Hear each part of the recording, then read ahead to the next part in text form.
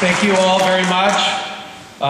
First, I'd like to thank the organizers of this World Congress, Ignacio and his team, Paloma, and all the team have done just a remarkable job in pulling this Congress together. I am proud to stand with them at this World Congress. It's among the best that the World Congress of Families has ever put on, so congratulations. I most especially appreciate the very hip music that you played a minute ago for us.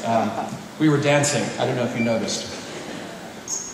For many years, those of us in the UN pro-life and pro-family movement have focused on the documents under negotiation, and you might say that we have missed the forest for the trees. This is an American expression that means that we have focused on details and perhaps have missed the larger picture. It is true we have been successful in stopping abortion from becoming an international human right, and we have largely stopped the homosexual movement. As large as these issues are, there are still larger issues at the UN that we have almost missed. What I will describe to you in this talk is the larger picture, which is that the UN radicals, in alliance with radical lawyers and judges and other activists and advocates around the world, are attempting the greatest power grab the world has ever known. They seek to decide for all mankind the most intimate details of people's lives, and they are determined to do this from their lofty and elite perches at the United Nations in New York, the European Union in Brussels, and other centers of international power.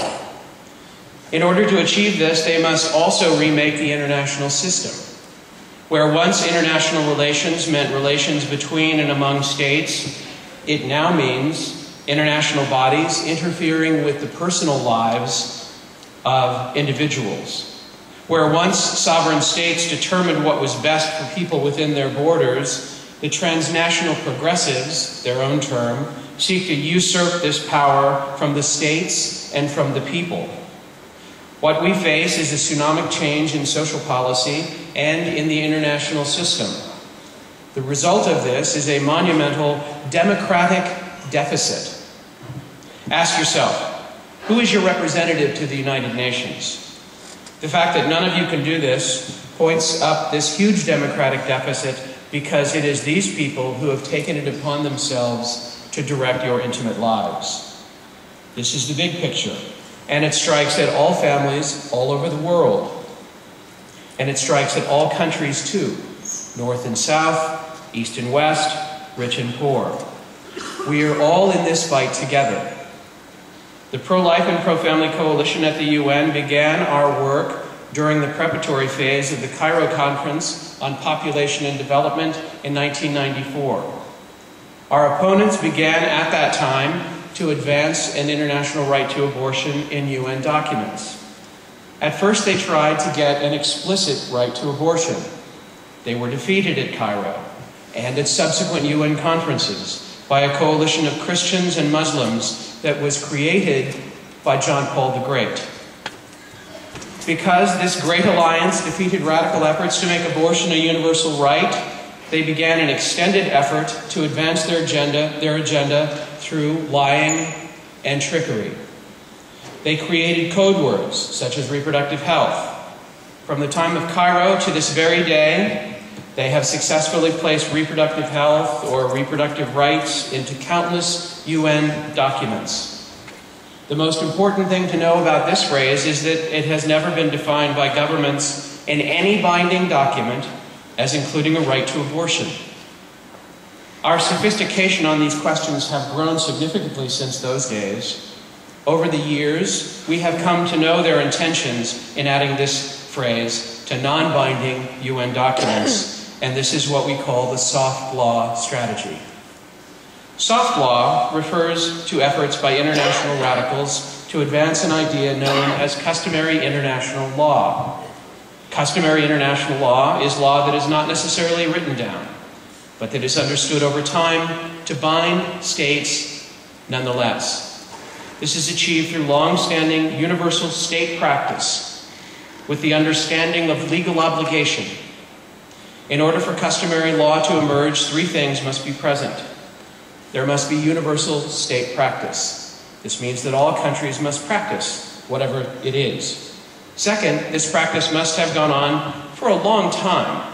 It cannot happen overnight or even over decades. Third, states must practice it based on their understanding that they have a legal obligation to do so. This is a very high bar and explains why there are so few items considered as customary international law. One of them is safe passage of diplomats. Another is piracy.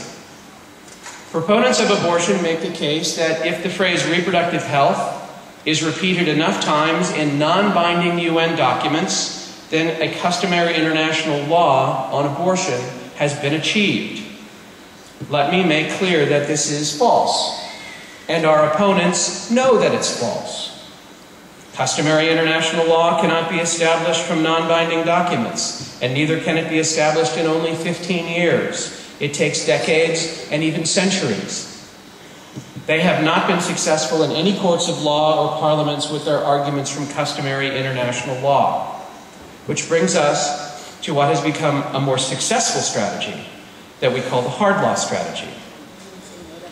The second thing we notice over time is the aggressive pro-abortion nature of the deliberations of various UN committees charged with monitoring compliance with hard law human rights treaties.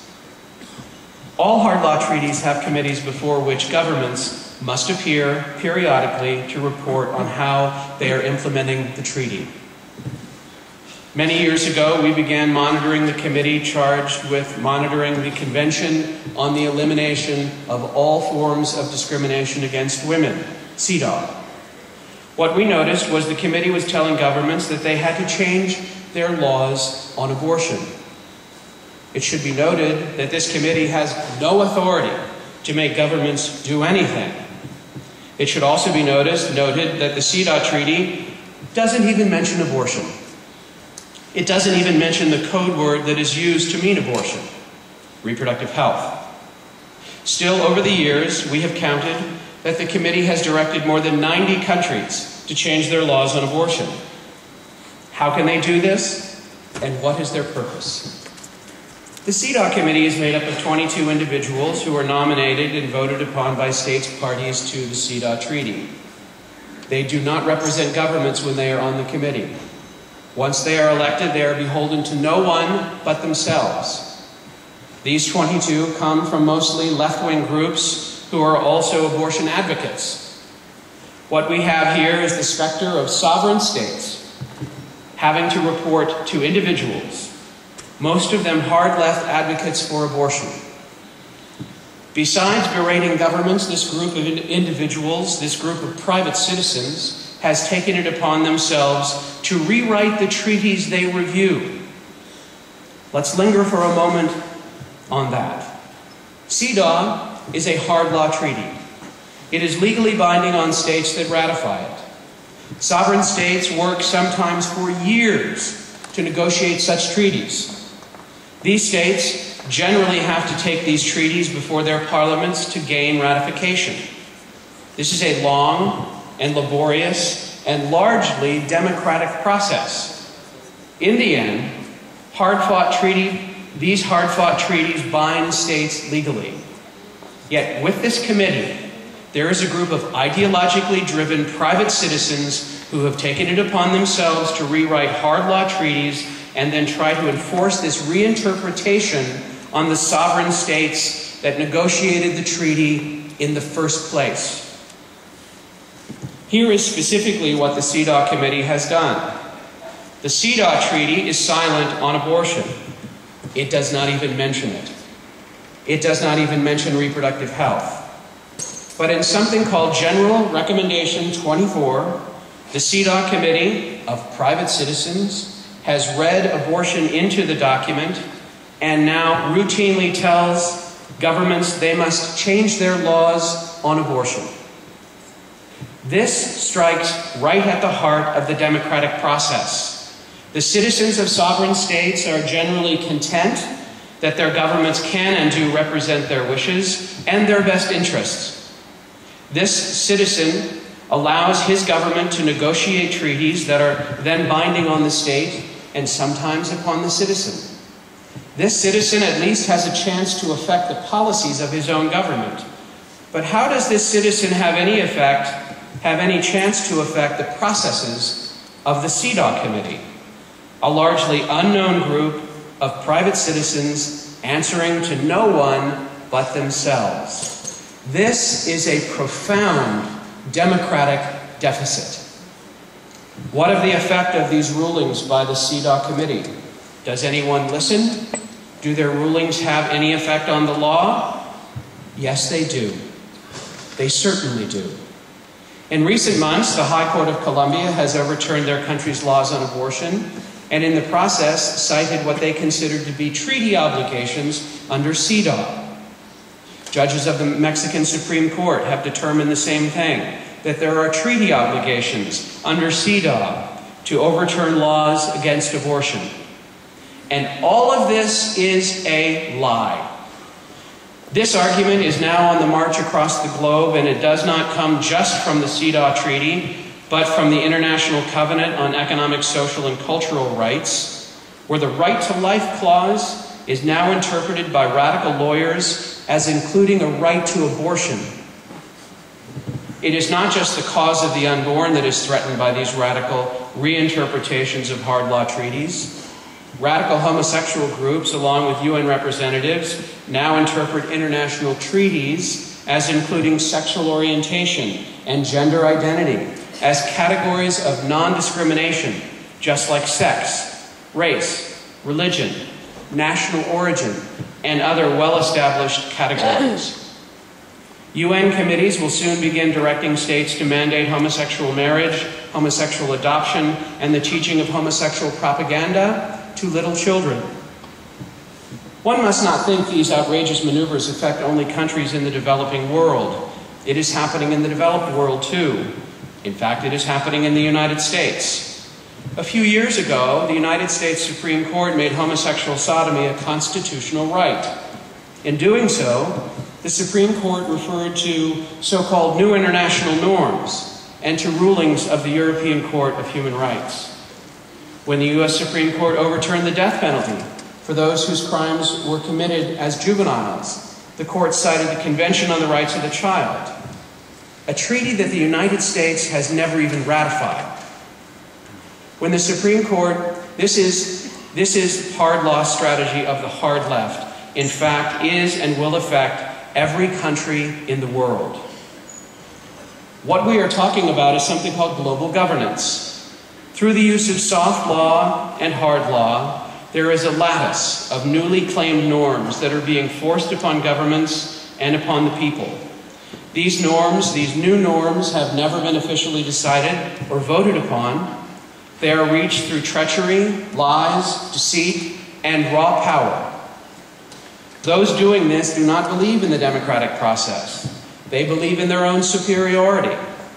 They believe they know better than democratic elected officials. And they certainly know better than mothers and fathers and other citizens around the world. The big picture is that they are moving on many fronts. They are moving on the UN front through the drafting of documents, hard and soft, and then through the interpretation of these documents. They are moving through the court system around the world and imposing legal changes based on these reinterpretations of hard law treaties and non-binding resolutions. Why does this matter? This war is being waged against three sacred sovereignties: the sovereignty of the nation, the sovereignty of God and His church, and the sovereignty of the family. We will stand before the judgment seat of God alone, as individuals. But on this earth, He provides for us certain institutions whose nearly sole purpose is to teach us His law. These mediating institutions, the nation, the church, and the family, are really our sole teachers. If any one of them goes wrong, we may be lost. If each of them goes wrong, we will be utterly lost. Our opponents insist that each of these institutions must change. They must become different than how God made them. And in this change, they will be destroyed. And these are the stakes. They cannot get any higher. The good news is that God called us to this dangerous time and this place for a purpose, and it was not for a life of ease. He called us into this time and this place, which is a time of great tumult. He called us into this time and this place to defend his creation from those who would sully it. Some may long for a life of ease and comfort, and this is not what God had in mind for you or for me. There is no finer time to be alive than right now, for there never has been a time when good men and women are so very needed. The promise of this Congress and others like it, this is your promise and my promise. We will defend the church. We will defend our families. We will defend our countries. We will meet the radicals in the courts. We will meet them in the parliaments. We will meet them in the universities and the high schools and the grade schools and the public square. Wherever they are, we will also be there. And we will never give up. We will never give in. We will never surrender. And I say this to our opponents who are in this room right now: we will never give up. Thank you.